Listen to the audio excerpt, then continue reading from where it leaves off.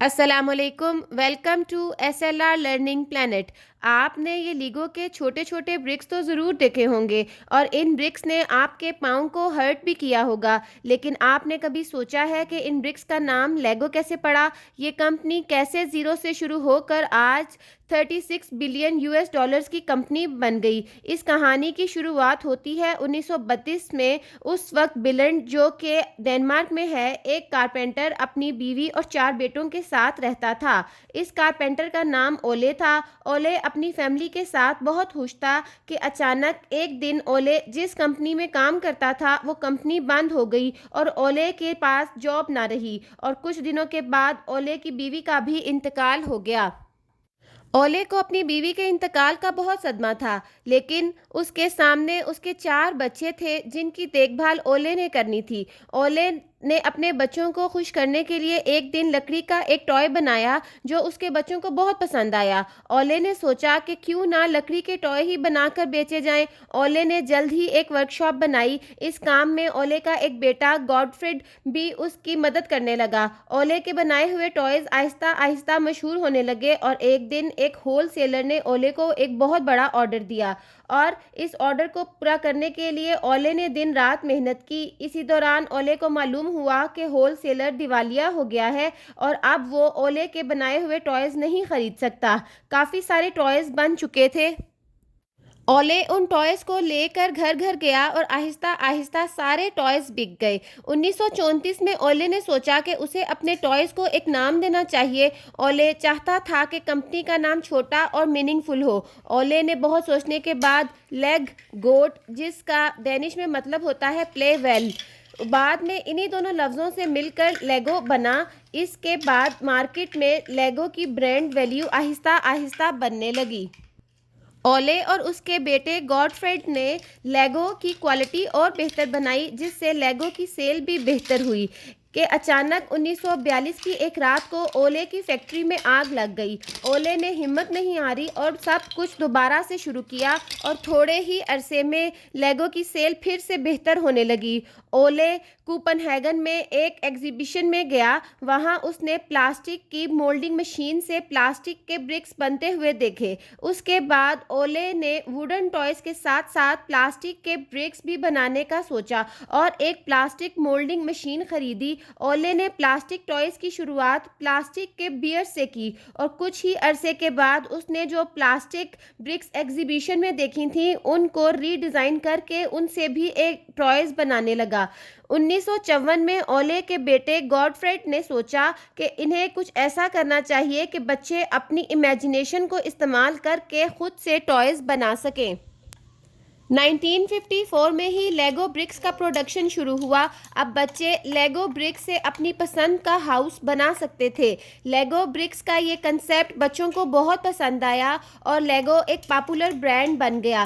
کچھ عرصے بعد 1958 میں اولے کی ڈیتھ ہو گئی اور پھر گاڈفریڈ نے لیگو کی پروڈکشن کو جاری رکھا۔ گاڈفریڈ نے لیگو برکس کو پوری دنیا میں پہنچایا۔ گاڈفریڈ نے لیگو کے ایکسپیرئنس کو مزید امپروو کرنے کے لیے لیگو کے انویسٹرز کو لیگولینڈ کا آئیڈیا دیا۔ انویسٹرز لیگولینڈ کے اس آئیڈیا سے متفق نہیں تھے، لیکن جب گاڈفریڈ نے کہا کہ اسے پہلے سال لیگو لینڈ میں 2 سے 3 لاکھ وزٹرز آنے کی امید ہے، جس کے بعد انویسٹرز مان گئے، اور 1968 میں بلنڈ میں پہلا لیگو لینڈ بن کر تیار ہو گیا، اور پہلے ہی سال میں امید سے کہیں زیادہ 6 لاکھ وزٹرز نے لیگو لینڈ کو وزٹ کیا۔ بلنڈ کے بعد England, Germany, Japan, Malaysia, Dubai, Shanghai, US میں کیلیفورنیا، فلوریڈا اور نیو یارک میں لیگولینڈ بنائے گئے۔ ساؤتھ کوریا میں لیگولینڈ ابھی انڈر کنسٹرکشن ہے اور 2022 میں اوپن ہوگا۔ ریسرچ سے یہ بات ثابت ہوئی ہے کہ لیگو برکس یا پھر کسی بھی قسم کے بلاکس کے ساتھ کھیلنا بچوں کی ذہنی نشوونما میں بہت مددگار ثابت ہوتا ہے۔ بچے ان بلاکس کے ذریعے میتھس کی سکلز، انجینئرنگ سکلز، حتیٰ کہ سوشل سکلز بھی سیکھتے ہیں۔ مثال کے طور پہ کچھ بچے ایک ٹیبل کے ارد گرد جمع ہو کے لیگو بلاکس کے ذریعے کچھ مل کے بناتے ہیں۔ یہ بچے مختلف طرح کے رولز پلے کرتے ہیں۔ مثال کے طور پر ایک بچہ پیسز ڈھونڈ کے دیتا ہے، وہ سپلائر کا رول پلے کرتا ہے۔ ایک بچے نے ڈیزائن پر نظر رکھی ہوتی ہے کہ کیسے اور کہاں کیا بنانا ہے، وہ انجینئر کا رول پلے کرتا ہے۔ ایک بچہ جو برکس لگا رہا ہوتا ہے وہ بلڈر کا رول پلے کرتا ہے۔ بچے ٹیم ورک سیکھتے ہیں۔ بچے لیگو بلاکس کے ذریعے پریٹینڈ اینڈ پلے بھی کھیلتے ہیں اور سافٹ سکلز بھی سیکھتے ہیں۔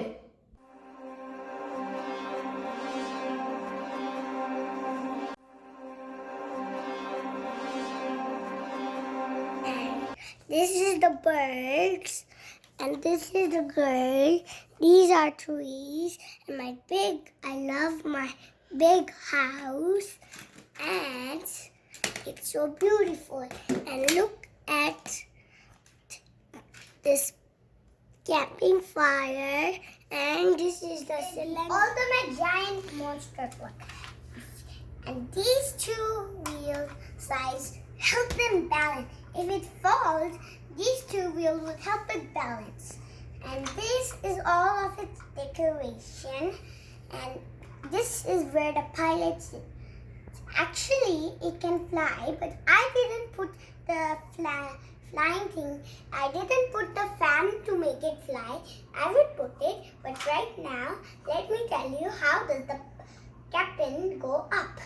It goes from steps on the wheel, jumps here, jumps here, jumps here, jumps here, and in it goes. Then it starts driving, and then Tring tring, tring tring. Assalam. Assalamualaikum. Walaikum assalam wa rahmatullahi wa barakatuh. You know How are you? I am okay, alhamdulillah. Do you know there is an emergency in our town? We have a fire. Yeah, I can see from the window. Okay, come. We are waiting for you. We are waiting for the fireman. Okay, wait. Dude. There's a lot.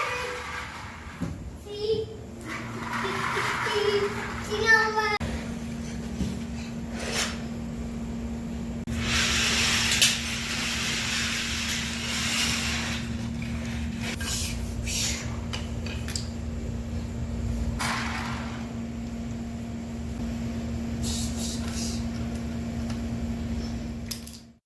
آپ کے بچے blocks کے ذریعے کیا کیا بنا لیتے ہیں؟ کمنٹس کر کے ضرور بتائیے گا۔ آج کے لیے بس اتنا ہی۔ اگر آپ کو آج کی ویڈیو اچھی لگے تو ویڈیو کو لائک کرنا اور چینل کو سبسکرائب کرنا مت بھولیے۔ Thank you so much.